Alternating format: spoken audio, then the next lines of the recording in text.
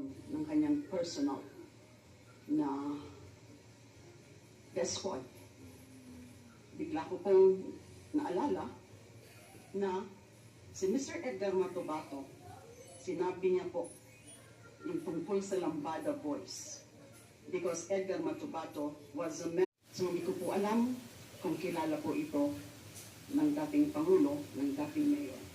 Ang mga pangalan po, nung 6 pa, which makes it a total of 7, nakasama si Edgar Matubato, are the following: Ludi Pagidupon, Tony Estaco.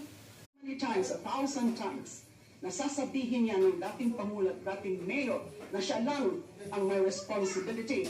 Hindi pa rin pwedeng makalusot at maabsuelto yung mga gumawa, sumunod sa kanyang kill orders. Now, number 3.